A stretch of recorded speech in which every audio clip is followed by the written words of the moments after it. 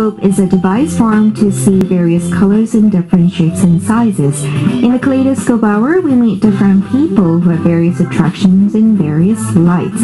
And tonight, I have Mr. Dan Nabben with me. Good evening. Good evening. Hi. So welcome to All That Jeju. Could you please give a brief introduction? All right, I'm from Windsor, Ontario, Canada. Okay. I've been in Jeju for 7 years. Wow. and I'm loving every minute of it. Right. Well, you must have, because if you've stayed here for 7 years, then that's definitely something. And if you've been living here in Jeju for the past 7 years, you must be very familiar with Jeju, and perhaps would it be too extreme to say you know it like the back of your hand? That's too extreme, yeah. I know a little bit of it. Okay, and I'm also curious to know how good your Korean might be. It's level 3. Level 3, whatever that means. Right, exactly. But you can basically communicate to a certain degree. To a certain degree, right. And you can get by more than a survival level, right, probably. Right. Okay. Right. Okay, so then, although you don't know Jeju like the back of your hand, could you highlight some of the great places that you like to hang out? Well, the great places are the beaches and the whole thing. The beaches, the orms, the villages, the waterfalls, the mountain, the riverbeds, the forests, you name it. It's all good. Well, underwater, too. Underwater. How different would you say is it from where you're from? It's the opposite. It's the opposite. It's the opposite. We have no mountains. We have no sea. We don't go snorkeling near the Great Lakes. We don't have driver. It's the opposite. It's the total opposite. And I think people who come from places similar to where I'm from, when you meet them in Jeju, you can sort of tell that they're from a place that's flat. It has no mountains and no ocean, because they just love it. Right. So a lot of hiking, a lot of underwater exploring. Yeah. Yes. Okay. So it's a great place. Now, in my case, even after living here for so long, I have lived here for quite some time, there are still some places that I go around, I didn't even know this place existed. Like, there are certain nooks and crannies that I discover all the time. Would you say that's similar in your case? That's absolutely, yeah. I was just coming back from the mainland last night, and I was just talking with somebody, and that person had only been here a couple weeks or a couple months, and I'd been here, of course, like I said, 7 years. And the person said, "So you must have done everything." No, I said, "No. Every weekend there's more to do than you have time to do it with." And I think I've only scratched the surface of what you can do here. Right. There's so much fun to be had. 7 years and still going strong. Yeah. Now, is there any special place that you might like to share? I guess if you share it, it's not going to be a secret anymore.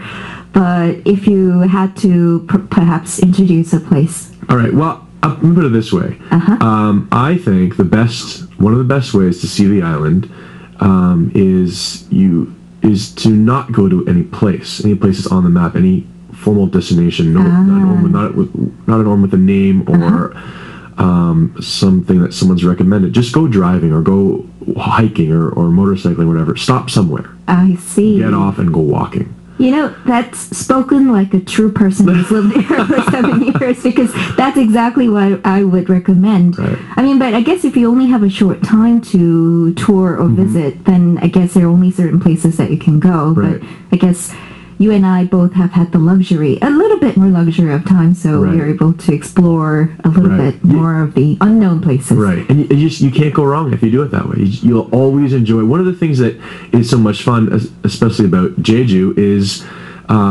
you often get the feeling you're doing something that no one else has done. Right. Because there are so many places that there's nobody there. There's not even a trace of anyone having been there. Right. And that's some of the most fun. Pristine condition. Pristine. Okay, well, let's move on to the main topic as to why we have invited you here.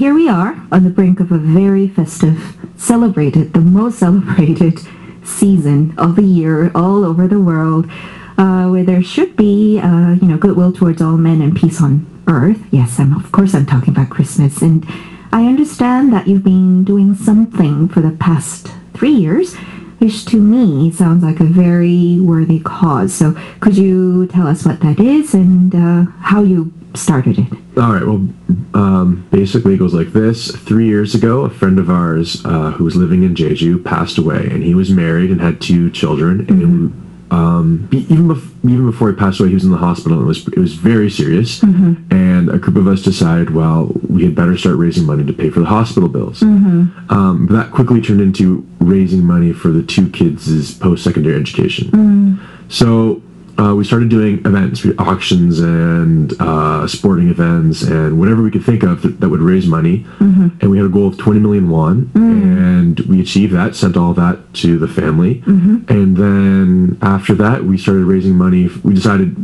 we should keep doing this because it was successful, and we started raising money for local families. Right. And basically, I mean, you mentioned what it was all about, but I'm kind of curious, how did you personally get involved? Like, because I know that he wasn't exactly like a close friend. He was kind of an acquaintance. Right. But he was a friend. He's a friend. He's a friend. Okay. It started the day he got ill, and he was missing, and a few of us got a phone call saying, listen, he's gone missing, can you help us find him? So we went looking, and I just happened to be on my motorcycle, so I was able to move around pretty quickly around the city, and I got a text, and then I was told he's at this place. I went over, and next thing I know, I'm in the ambulance, and I was pulled into the ambulance by the medics.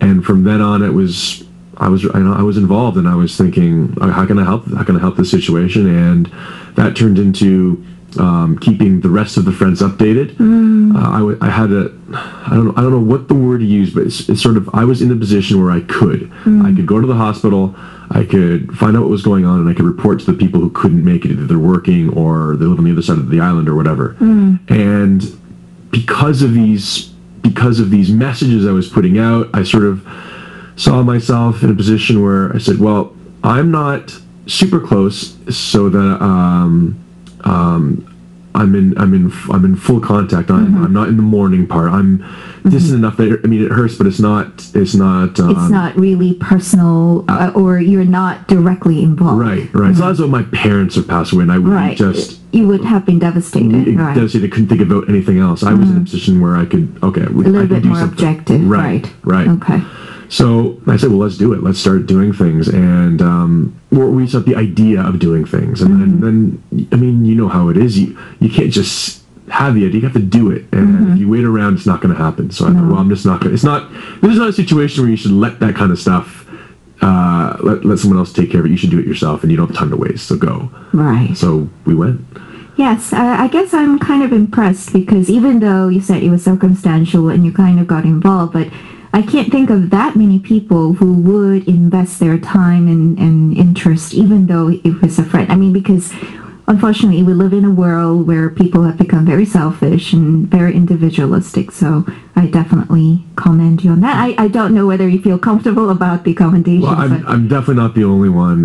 Right away, there was Jesse Deshaw and Ann Schroeder and Naomi Stanka. We just started doing things. If it was running down to collect money or take pictures of Jesse had this pillow, and we took pictures with it, and that raised money, and we sold things, and Anne started the auction, and it was just, there was this energy in it. We decided you had to continue, take it and run with it. Right.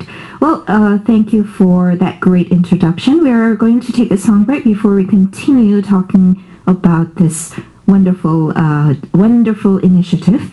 Yes, we'll continue right after this song. G.O.D. with 촛불 하나, one candle.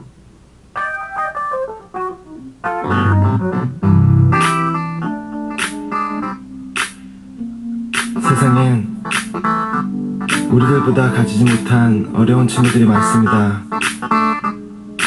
지금도 힘들어하고 있을 그 친구들을 위해 이 노래를 부릅니다. 힘내라 얘들아.